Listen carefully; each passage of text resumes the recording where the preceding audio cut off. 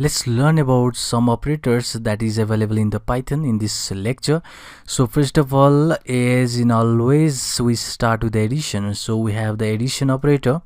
So you can add any numbers. So this is to add two operands or a unary plus. That can be addition of a single operands. So the next one is a subtraction. So you can do this subtraction. And the next one is a multiplication operator, which is going to multiply the two operands. And next one is the divide left operand by the right one. So you can say something like 6 division of 3. It is going to give us the number in the float. So if you do something like 7 divided of 3, you are going to get the decimal 2. So this is the division, and the next one is a modulus, which is going to give us the remainder of the division.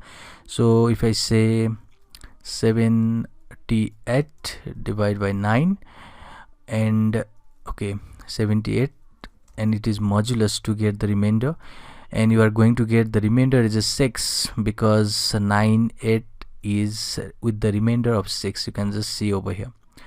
So the next one is a floor division. This is important. So when I just say 5 and divide this with, let me say 4, you are getting only 1, and this floor division is the division that results into the whole number adjusted to the left in the number line. So if I say that let me divide with 9, you'll get the gist over here.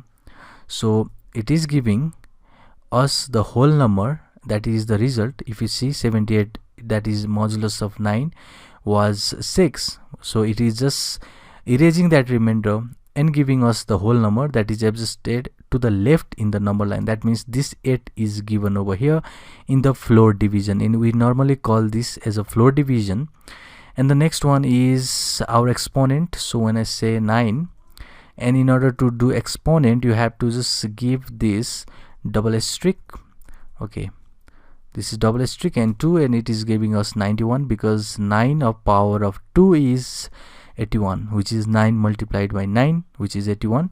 And this is the sum arithmetic operation that is given in a Python. And we have now the comparison operator. So comparison operator starts from the greater than sign. So if I say 4 is greater than 5, false, because it is not true. So this is the comparison. So you get the value as a boolean when you do the comparison. So next thing is, if 5 is greater than 4, yes, that is true. So next thing is, you can see the smaller. So 4 is smaller than 9, which is true. So this is another. So let me just clear this. So the next one is equal to. So if I say 5 is equal 9, which is false. If 6 is equal to 6, which is true. This is the double equal, which means that if this 2 is equal, so if you do something like 6 equal 6, this is not valid because you are just assigning here. So single equal means the assigning, you are just trying to assign 6 to the 6, which is invalid. So if you want to check 6 is equal to 6, that means it should be 6 equals 6. If I say something like A and B is 6 and 6, and if I check A is equal to B, it is giving us true because we have a multiple assignment of 6 and 6 to the A and B, and we are checking this condition, which is obviously the true. So next one is not true. So if I say A is not equal to B, which is false because A is equal B. It's same saying that 6 is not equal to, okay, 6 is not equal to 7, which is true because 6 is not equal 7. So next one is greater than equal or less than equal. So it will just be something like 5 is greater or equal to 6, which is false because 5 is smaller than 6. So both of these condition is false. If I say something like 9 is greater or equal to 9, it is true because 9 is equal to 9. So either of these conditions should be true if this has to be true. So this is your comparison operator, and it is really easy and important, the comparison operator. So the next one is logical operator, and we have and, or, and not as a logical operators. So let's see how this logical operator work. So first of all, let me say something like A should be let me say 7, and B should be 8. So I'm just saying that A is equal, which is basically A equal or greater than 90, and B equal 8. So it is false. Here it is false. If you see here, we have given the two condition over here, which is saying, so first of all let's see this one. It is saying B is equal 8. Here the B value is 8 and 8 is equal 8, which is equal. That means you can see this condition over here. When the two number are equal, it is going to give us a true. So this part is true.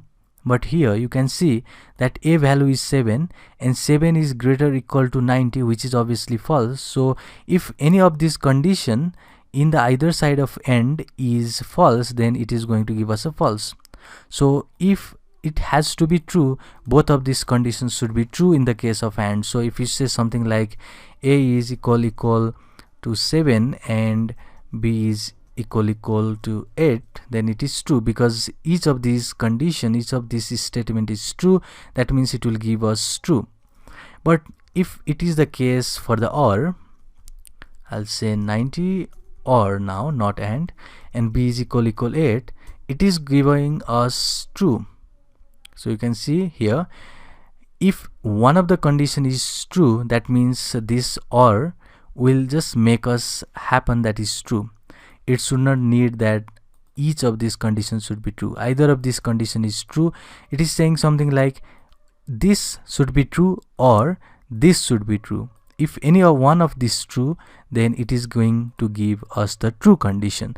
That is for the OR. And in the case of a NOT, you can simply do that something like not of true is false or not of false is true. So this is basically the inverse of whatever you just pass with the not. So this is the case when you just see we have the logical operators. So we have checked here the arithmetic operators, we have checked the comparison operator, we have also learned about the logical operators and OR and NOT operators. They are really important operators.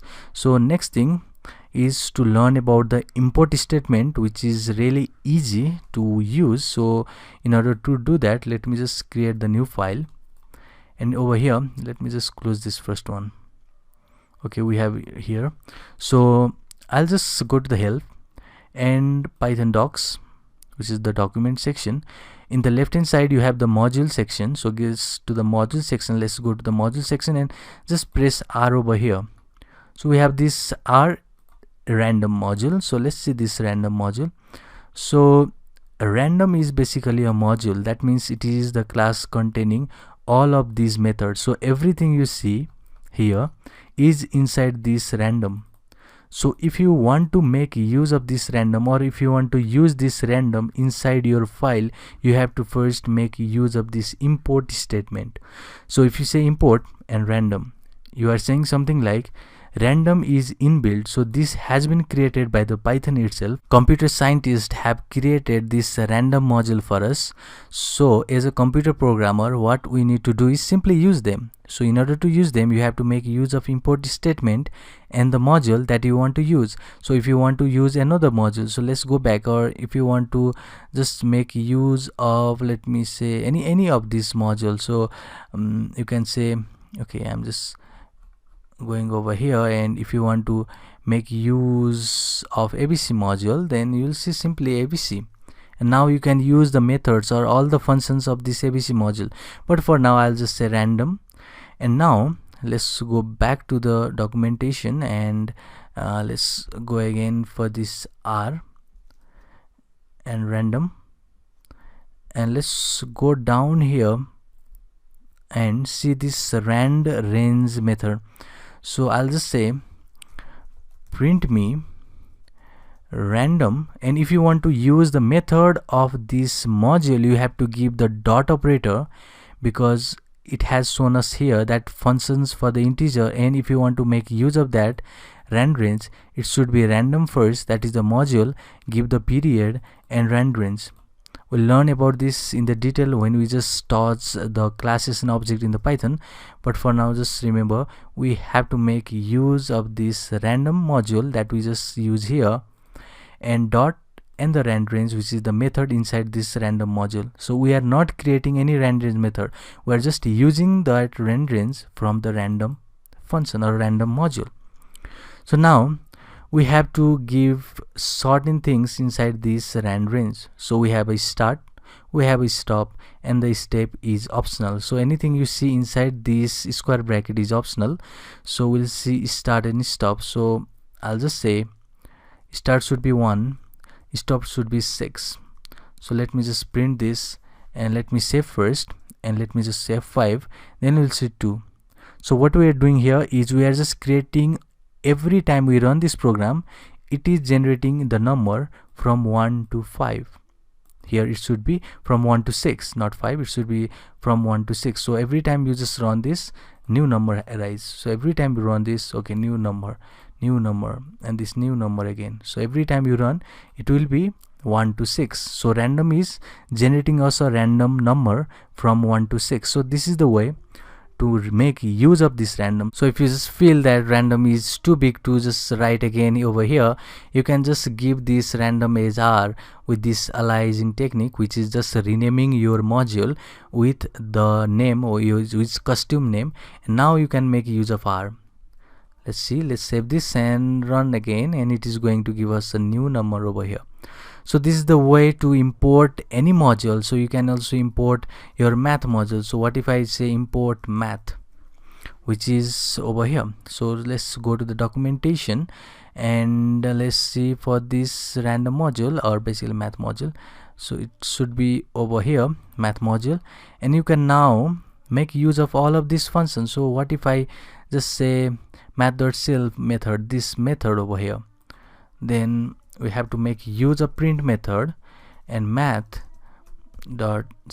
and let's give some decimal values, and let's save this, press F5, then you would see the ceiling value over here printed as 6. So you can see right here, which is getting us the value of 6. If you see here, the value is 6. So you can say the floor, if you want the 5 value to be printed, it should be math.floor. If you save this and press F5, 5 will be printed, which is the mathematical operation over here, which is saying here math floor, and it will return the floor of x, the largest integer less than or equal to x, which in this case is 5. So this is the way to import your module and call the method of that module using this period. And if you want to just rename this math as yum, you can do that. Now if you just say math.floor, it is not going to work because math has not been defined. You have just renamed this math as yum, so it should be yum now. Let's save this again and press F5, then you will see 5 again. You can also do something like from math module import me, if you want only some function, you can do something like this, from math module import me floor. So if you do this, now you do not need to just type here yum dot, because we have just included the floor method. Now you can simply call that floor method. Let's save this again, press F5, you will see 5 will be printed. But if you do something like yum dot or math dot floor again, it is not going to work because math is not defined, and you have just imported the floor from that math module instead of this math. So you should directly call the floor over here. So this is the way to import the other module from this inbuilt Python prepacks library, which is from this Python documents, and you can make use of all of the functions that is given over there in your Python file. So in the next lecture we'll see more concept of Python. See you in the next one.